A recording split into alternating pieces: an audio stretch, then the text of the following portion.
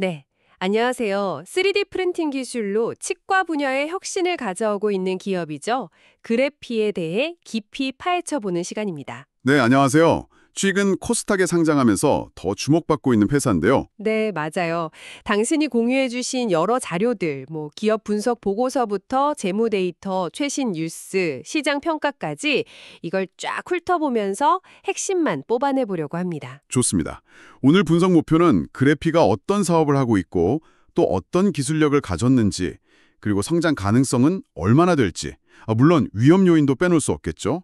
이런 것들을 좀 균형 있게 짚어보는 겁니다. 네, 단순히 정보 나열이 아니라 이 기업을 둘러싼 여러 신호들, 이게 뭘 의미하는지, 그래서 당신이 어떤 시각을 가지면 좋을지 실마리를 드리는 게 저희 역할이겠죠. 좋습니다. 그럼 그래피, 정확히 어떤 회사인가요? 핵심 경쟁력은 뭘까요? 2017년 설립이면 비교적 젊은 기업인데요. 맞습니다. 그래피는 기본적으로 그 3D 프린터에 들어가는 특별한 액체 플라스틱 있잖아요. 광경화성 수지. 아, 네, 레진 같은 거요. 네, 바로 그거요. 그런 신소재를 직접 개발하는 회사고요. 그리고 그 소재 기술을 이용해서 주로 치과용 의료기기들을 3D 프린터로 직접 만들어서 판매하는 사업을 하고 있습니다. 본사는 서울 금천구에 있고요. 아, 그러니까 소재 개발이랑 제품 생산을 같이 하는 거군요.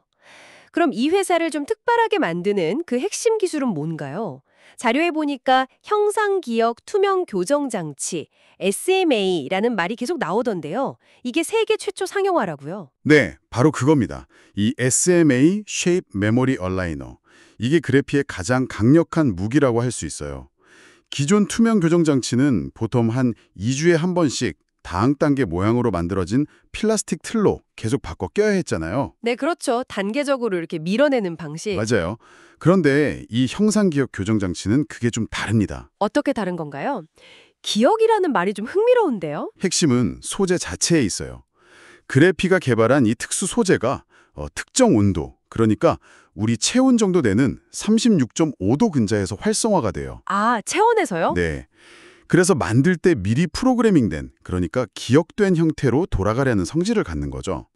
그래서 이걸 딱 끼면 체온 때문에 소재가 부드러워지면서 원래 계획된 위치로 서서히 움직여요.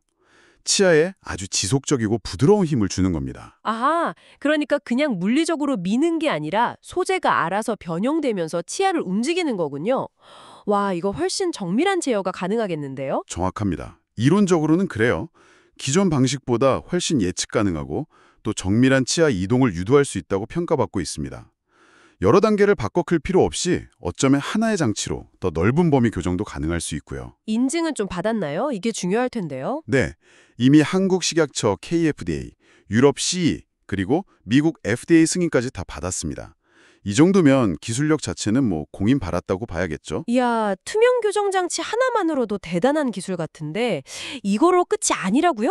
이 소재 기술을 다른 데도 쓴다고요? 네, 그게 이제 그래피의 확장 전략을 보여주는 부분인데요. 이 형상기억 소재랑 3D 프린팅 기술을 합쳐서 임플란트 시술할 때 필요한 수술 가이드라든지 보철물, 심자 틀니, 덴처까지 제품 라인업을 계속 넓히고 있어요. 아, 치과 쪽으로 다양하게 적용하는군요. 네, 궁극적으로는 치과 치료의 전 과정을 디지털화하는 이른바 디지털 덴티스트리 분야에서 핵심 플레이어가 되겠다, 이런 목표를 가진 걸로 보입니다. 기술력을 바탕으로 아주 공격적으로 성장을 하는 모습이네요.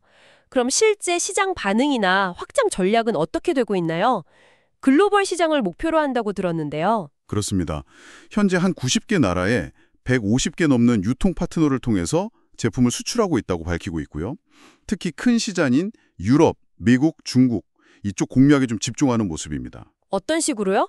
그냥 수출만 하는 건 아닐 테고. 네, 단순히 물건만 파는 게 아니라 현지 대형 유통사하고 파트너십을 맺거나 아니면 그쪽 브랜드로 만들어주는 OEM 생산을 하거나 아예 현지 법인을 세우거나 이렇게 좀 다각도로 접근하고 있어요. 꽤 공격적이네요.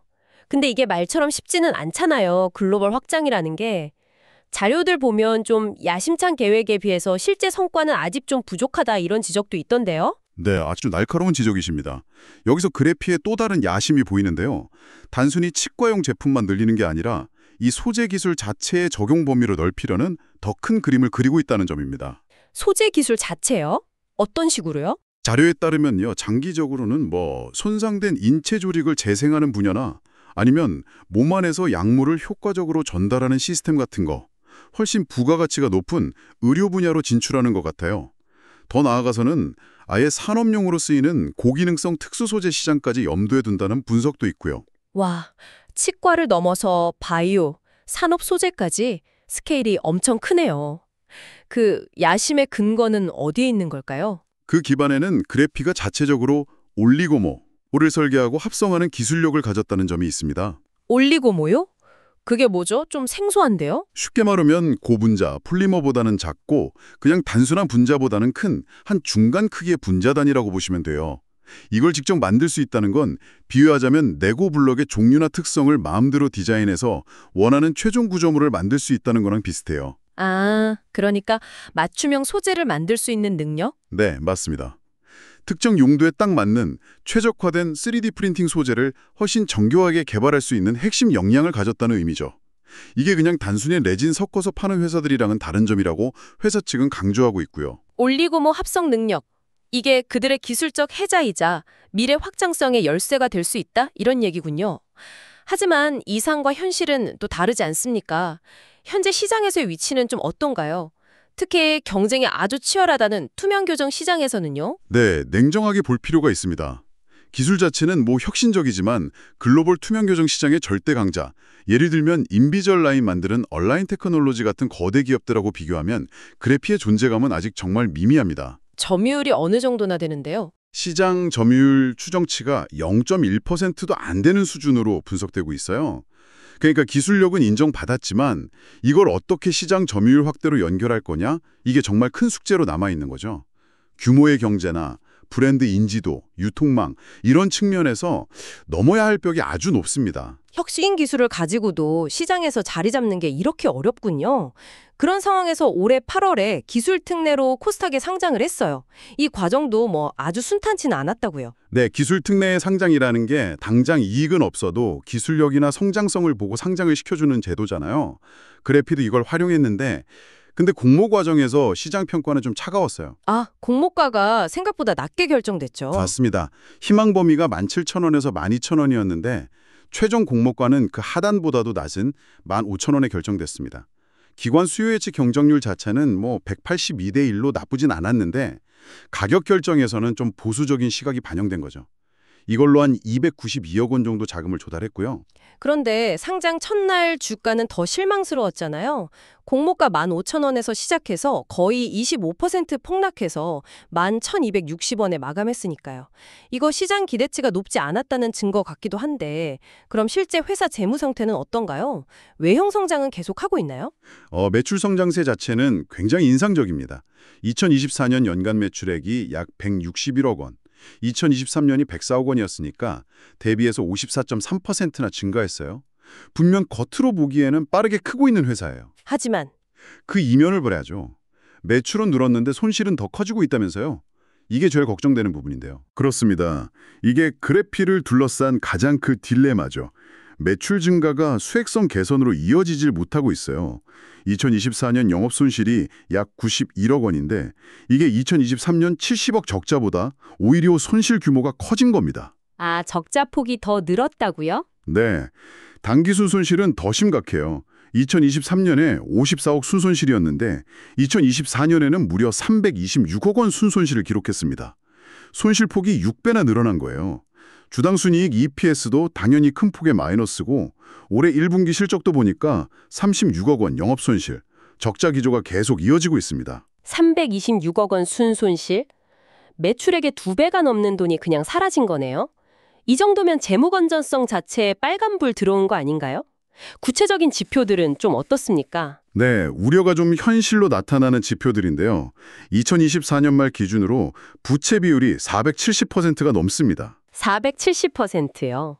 와. 네, 자기 자본보다 빌린 돈이 4.7배 많다는 의미니까 재무 안정성이 굉장히 취약하다는 신호죠.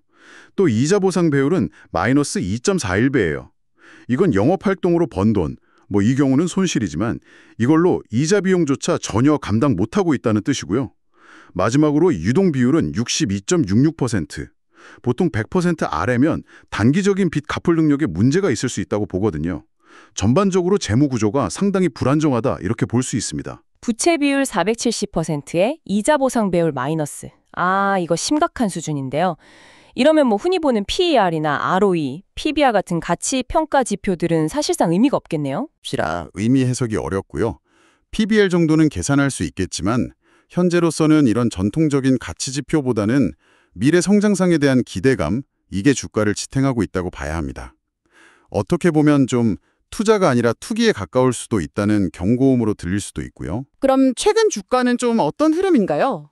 상장 초기에 그렇게 안 좋았는데 혹시 좀 반등하는 움직임은 있습니까? 마침 저희가 분석하는 시점인 9월 30일 오전에 주가가 좀 움직였어요.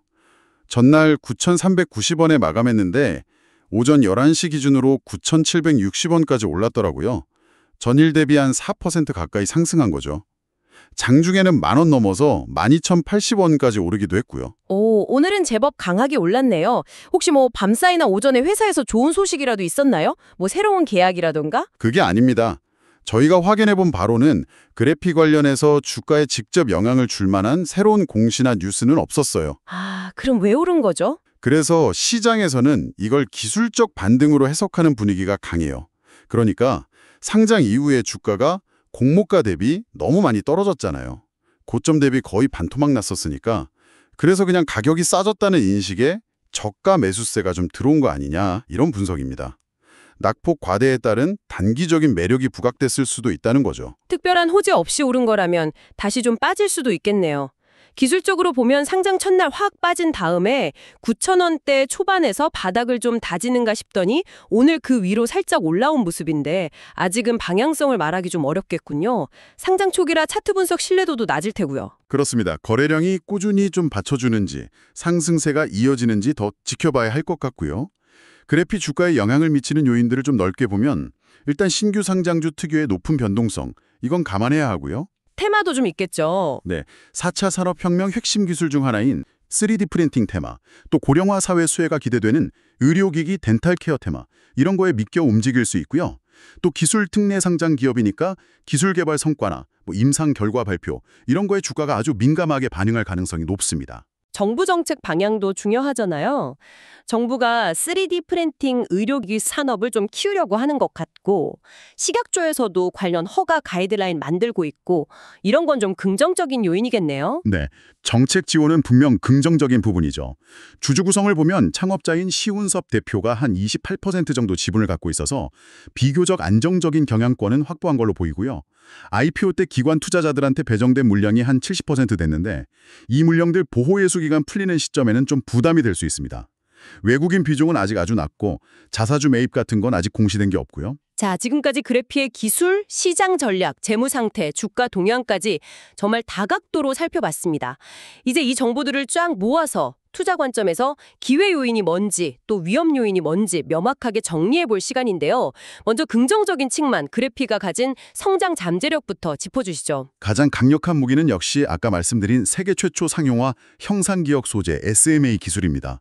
이게 경쟁사들이 쉽게 따라오기 힘든 아주 강력한 기술적 해자가 될 수 있거든요. 네, 기술적 해자. 네, 거기에 더해서 이 핵심 기술을 바탕으로 글로벌 시장을 아주 적극적으로 개척하고 있다는 점. 그리고 치과를 넘어서 조직 재생이나 약물 전달 같은 고부가 가치 의료 분야, 더 나아가 산업 소재까지 사업 영역을 확장하려는 그 야심찬 계획. 이런 것들이 성장 스토리에 대한 기대감을 높이는 거죠. 정부 정책 지원도 힘을 보탤 수 있고요. 매출 성장 전망치도 꽤 밝게 나오던데요. 일부 분석 자료 보니까 2025년에는 265억, 2026년에는 419억 원까지 매출이 늘면서 흑자 전환할 거다 이런 예측도 있더라고요. 물론 예측은 예측이지만요. 네, 그리고 상장 전에 현대투자파트너스 같은 여러 기관 투자자들한테 투자를 유치했던 이력 자체도 기술력이나 성장성에 대해 어느 정도는 검증받았다고 볼 수도 있겠고요. 정리하자면 혁신적인 핵심 기술, 빠르게 크는 디지털 덴티스트리 시장과의 시너지, 공격적인 확장 전략, 정책 지원 가능성, 이런 게 그래피의 성장 잠재력을 뒷받침하는 요소들입니다. 기술 자체의 파괴력이나 성장 스토리는 분명히 매력적인 부분이 있어요. 그래서 일부 자료에서는 장기 성장성을 보고 투자하되 높은 변동성이랑 아직 증명 안 된 수익성, 이걸 감안해서 위험 관리가 꼭 필요하다. 분할 매수 같은 신중한 접근이 필요하다. 이렇게 제안하기도 하더라고요. 뭐 특정 가격대 1차 9,500원 이하, 2차 8,500원에서 9,000원 이렇게 제시한 자료도 있었지만 이건 어디까지나 참고 자료일 뿐입니다. 투자 결정은 전적으로 당신의 판단과 책임이라는 점 다시 한번 강조드리고요. 매우 중요한 지적입니다.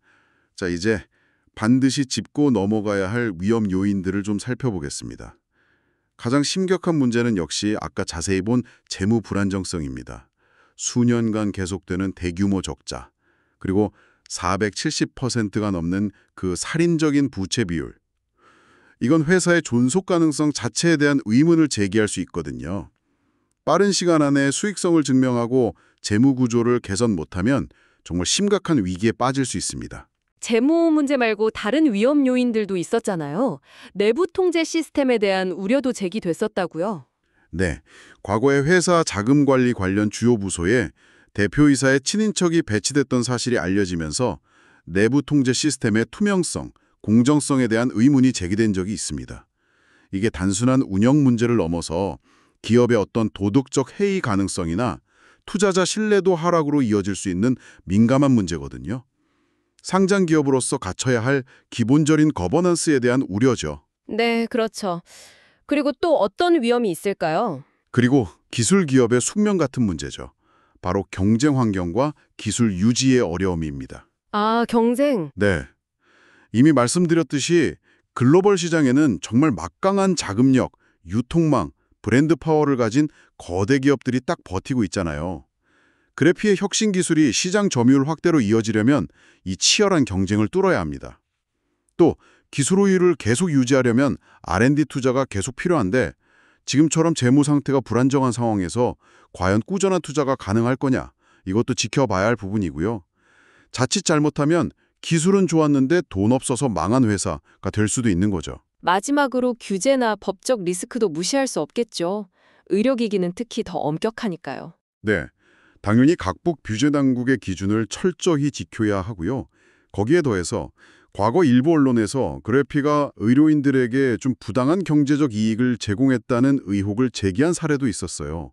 만약 이게 사실로 밝혀지거나 비슷한 문제가 또 생긴다면 법적 제재는 물론이고 기업 이미지나 평판에 아주 치명적인 타격을 입을 수 있습니다.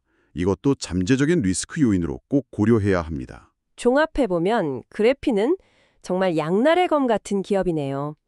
혁신적인 기술이라는 아주 빛나는 면 뒤에는 재무 불안정, 내부 통제 이슈, 치열한 경쟁, 규제 리스크 같은 짙은 그림자가 같이 있는 거군요. 정확히 보셨습니다.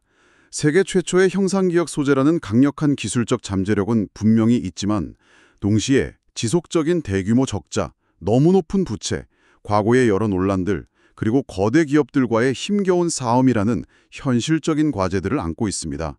높은 성장 기대감만큼이나 높은 위험 부담을 동시에 가진 전형적인 고위험, 고수익형, 하이 리스크 하이 리턴 기술 성장주라고 요약할 수 있겠네요. 오늘 저희가 함께 살펴본 그래피에 대한 심층 분석, 이게 당신이 이 기업을 좀 더 입체적으로 이해하고 자신만의 균형 잡힌 시각을 형성하는 데 조금이나마 도움이 되었기를 바랍니다. 단순히 주가가 오르내리는 현상이나 단편적인 뉴스 헤드라인, 그 너머에 있는 기업의 본질적인 강점과 약점, 기회와 위협 요인을 함께 들여다보려고 노력했습니다. 자, 그럼 마지막으로 당신에게 생각해볼 만한 질문 하나를 던지면서 마무리할까 합니다. 그래피의 그 독보적인 형상기억 기술이 가져올 잠재적인 파괴력, 그리고 회사가 지금 딱 마주하고 있는 재무적 압박과 치열한 시장 경쟁, 이 팽팽한 긴장 속에서 앞으로 한 2, 3년 안에 그래피의 성공 혹은 실패를 가를 가장 결정적인 변수, 키팩터는 과연 무엇이라고 생각하시나요? 그게 과연 기술 자체의 완성도를 더 높이는 것일까요? 아니면 자금력과 유통망을 가진 그런 거대 글로벌 파트너를 확보하는 능력일까요? 그것도 아니면 당장 발등에 불인 수익성을 빠르게 개선하는 실행력일까요? 혹은 이 모든 걸 가능하게 할 리더십이나 조직 문화 같은 걸 수도 있겠고요. 어쩌면 저희가 미처 짚지 못한 또 다른 요인이 있을지도 모릅니다.